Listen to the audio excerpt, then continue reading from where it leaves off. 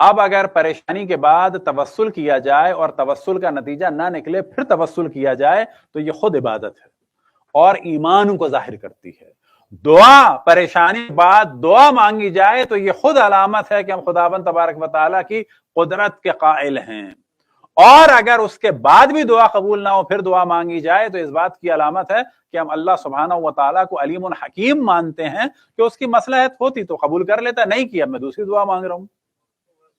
یہی وجہ ہے کیا ہے روایتوں میں کہ روز قیامت جب نامہ اعمال کھلے گا تو بعض مومنین پریشان ہوئے کہیں گے یہ اتنے اچھے اعمال تو ہمارے نہیں ہیں, یہ اتنی زیادہ نیکیاں کہاں سے آئی؟ تو جواب ملے گا کہ وہ دعائیں جو تم نے مانگی تھیں اور قبول نہیں ہوئیں یہ ان کے بدلے نیکیاں ہیں.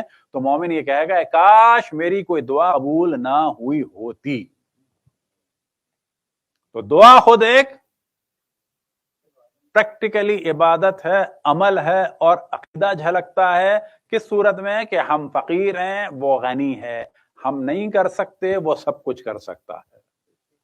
اینن یہی جھلک نظر آتی ہے ولایت کی کب توسل کی صورت میں کہ اسی اللہ سبحانہ و تعالی نے, ہم میں سے کوئی ایسا نہیں ہے کہ رسول کے بارے میں کہے کہ ان کے پاس جو طاقت ہے وہ ان کی اپنی ہے. کوئی کہتا ہے ایسا شیعہ؟ کوئی ایسا کہتا ہے کہ اللہ الگ تھا یہ پہلے سے الگ تھے؟ نہ, ہم کہتے ہیں کہ اللہ نے ان کے نور کو خلق فرمایا, اللہ نے ان کو طاقت دی, اللہ نے ان کو یہ مقام دیا. بس جس طرح سے دعا کرنے کے بعد ایک عقیدہ ظاہر ہوتا ہے کہ دعا کے بعد یہ عقیدہ نظر آتا ہے کہ خداوند تعالی قادر ہے اور ہم فقیر ہیں اور وہ علیم حکیم ہے, اینن یہ جلوہ نظر آتا ہے توسل کے بعد, تو یہ جان لیں کہ دعا کرنا ایک عبادت ہے اور اس کا ثواب ہے اور اس سے روح مضبوط ہوتی ہے اور اس سے عقیدہ مضبوط ہوتا ہے, چاہے دعا قبول ہو یا نہ ہو. اسی طریقے سے توسل میں ہے, اور اگر دعا قبول نہ ہو اور اس کے بعد دعا مانگی جائے تو یہ اور زیادہ روح کو نکھارتا ہے کہ ہم ابھی اللہ سبحانہ و تعالیٰ سے غافل نہیں ہوئے, ناراضی نہیں ہیں, اس کو عادل مانتے ہیں, علیم حکیم مانتے ہیں, اور نا امید نہیں ہوئے. کوئی گناہوں میں سے بدترین گناہ نا امیدی ہے. اینن یہی جھلک نظر آنی چاہیے کہ ہم آل رسول سے نہ غافل ہوئے نہ نا امید ہوئے. ان کی مصلحت کی توسل قبول ہوا, ان کی مصلحت ہوئی تو توسل نہیں قبول ہوا. صلوات پڑھیں بر محمد و آل محمد.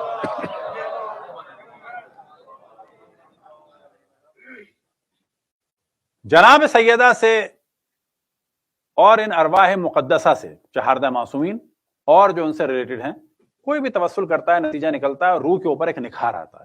ایک واقعہ کہ جو ایران کے ایک مشہور خطیب نے خود بیان کیا کہ جب وہ جرمنی گئے تو وہاں ان سے ملنے کے لیے ایک جرمن شخص آیا اور اس نے کہا کہ میرے گھر آپ مجلس پڑھنے کے لیے آئے ہیں تو کیا آپ میرے گھر میں مجلس پڑھ دیں گے؟ تو انہوں نے کہا کہ ہاں, لیکن میں پہلے بات کروں.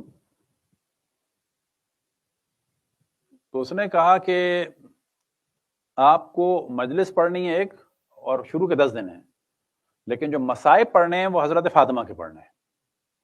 بعد میں انہوں نے, ظاہر ہے کہ سفارت خانے والوں کے ذریعے سے آئے تو انہوں نے پوچھا بھی کہ میں پوچھ کے بتاؤں گا پروگرام, تو پوچھا یہ کون ہے؟ کہا کہ یہ ایک شیعہ ہوا ہے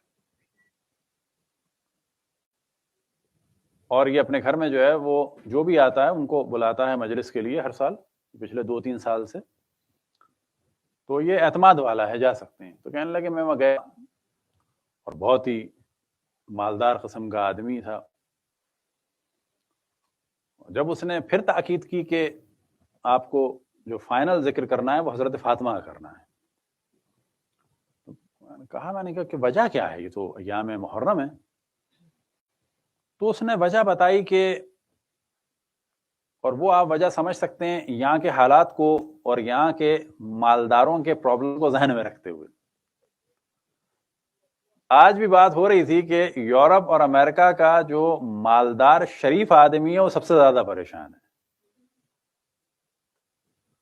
اگر وہ اچھے خاندان کا ہے, کیونکہ اگر وہ ناجائز تعلق رکھتا ہے تو وہ اس طبقے میں بھی ان کو بری نگاہ سے دیکھا جاتا ہے کہ یہ آدمی اچھا نہیں ہے.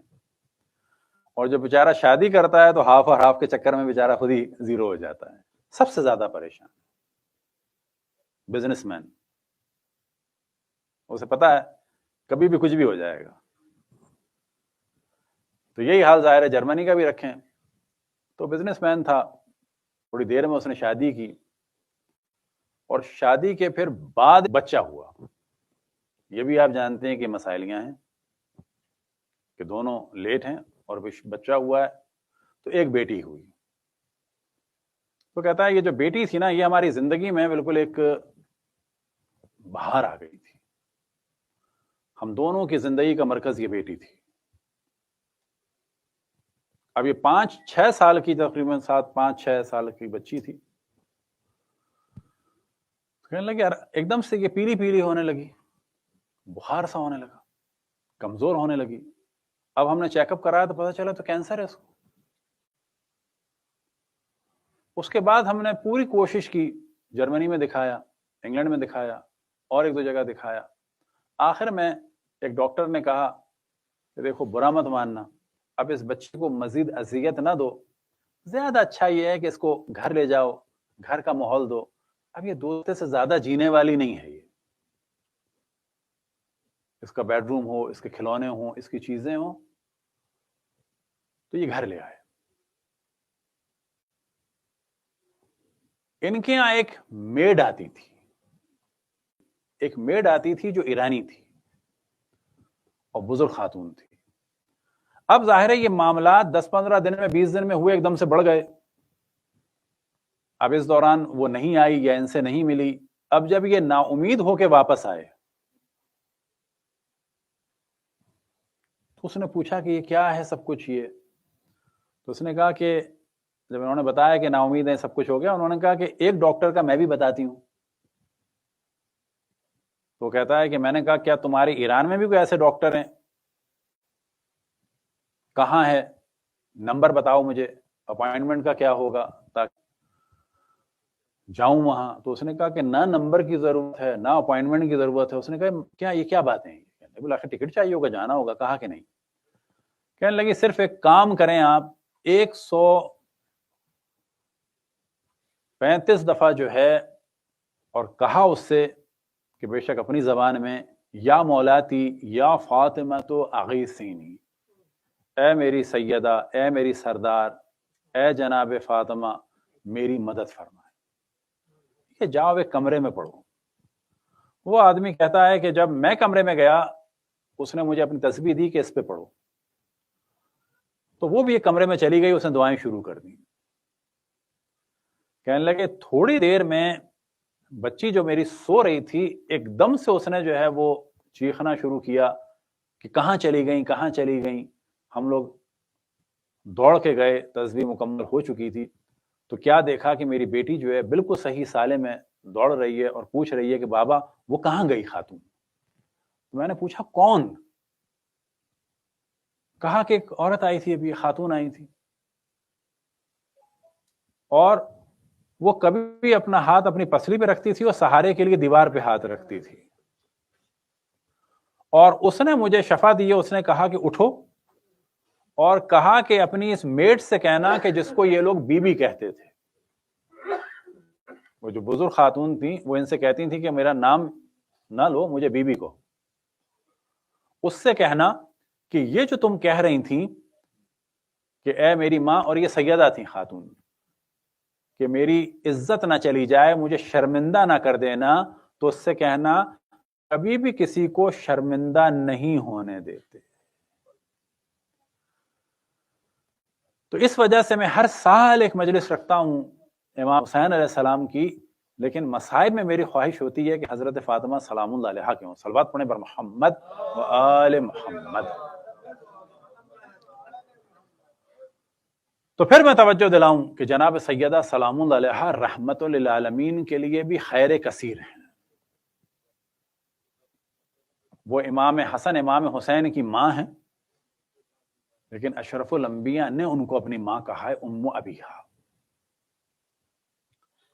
وہ امام بھی نہیں ہیں اور نبی بھی نہیں ہیں، لیکن جب تعارف ہوتا ہے ان کا تو اس صورت میں ہوتا ہے ہم فاطمہ تو و ابوہا و بعلہا و بنوہا.